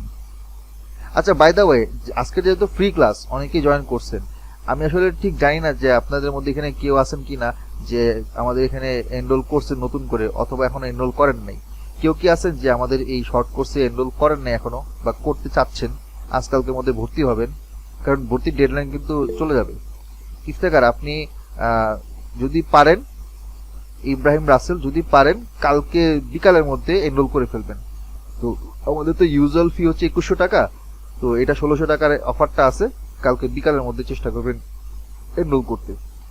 বাকিরা তো অনেকে এনরোল করছি, ঠিক আছে? আরেকটা জিনিস আপনাদেরকে বলি, আপনি হয়তো একটা স্ক্রিন দেখতে পাচ্ছেন, এটা অবশ্য আমার এখান থেকে, আমার এন্ড থেকেই দেখতে পাচ্ছেন। এখানে কিন্তু প্রত্যেকটা হচ্ছে কি এখানে ইয়া দেওয়া আছে, কি বলে কে কত ঘন্টা ছিল, এটা রিপোর্ট দেওয়া আছে। সো আপনাদের এটা আমি দেখবো, আমি এটা ঠিকঠাক করে দিব আর কি। সো এখানে আপনারা কে কোন ক্লাস আসতেছেন, কে ক্লাস করতেছেন না, যারা করতেছেন তারা কতক্ষণ ক্লাস করতেছেন, এগুলোর প্রত্যেকটা নোট থাকবে, আমাদের নোট থাকে। সো যদি আপনারা যারা অলরেডি আমাদের বুট ক্যাম্প করছেন তারা জানেনি যে 50%-এর নিচে যদি আপনার অ্যাটেন্ডেন্স থাকে আমরা কিন্তু আপনাকে সার্টিফিকেট দিব না।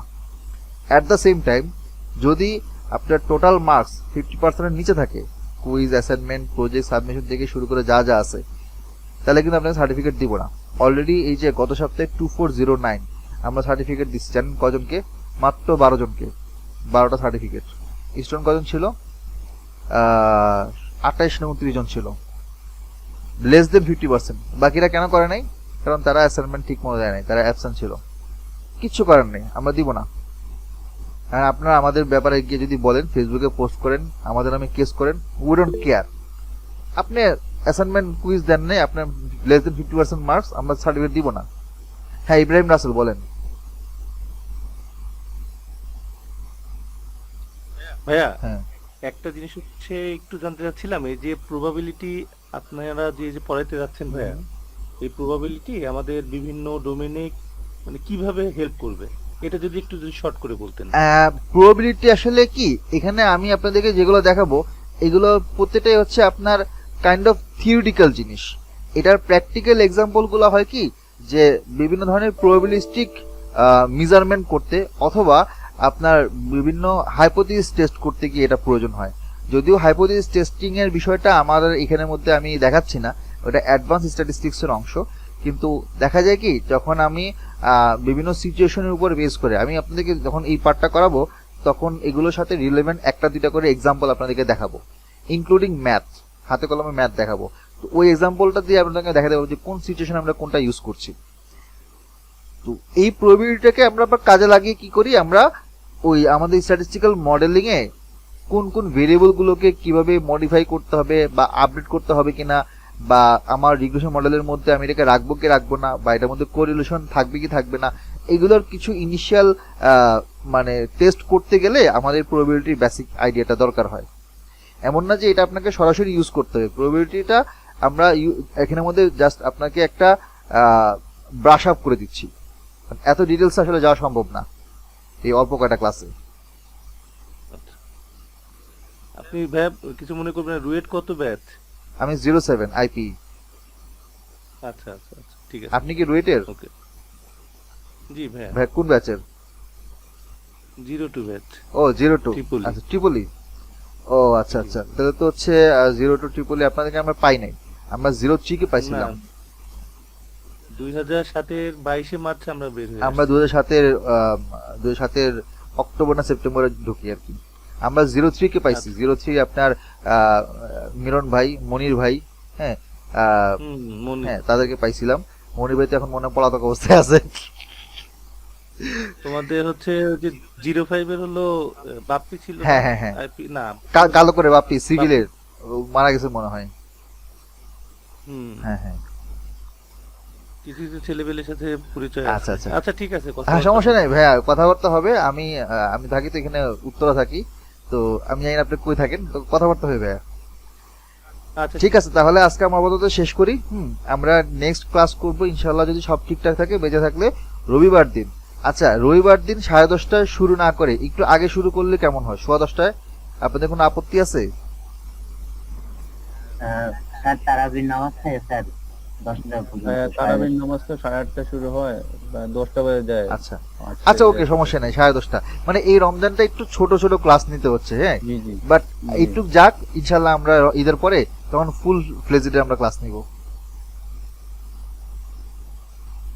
ঠিক আছে, তাহলে আজকে এখানে আপাতত শেষ করি। যারা এনরোল করেন নাই, কাইন্ডলি কালকে বিকালের মধ্যে এনরোল করে ফেলবেন, হ্যাঁ, দেরি করবেন না। ওকে, আল্লাহ হাফেজ, আসসালামু আলাইকুম। আমি ভিডিওটা দিয়ে দিব, কালকে দিব, আজকে আর পারবো না।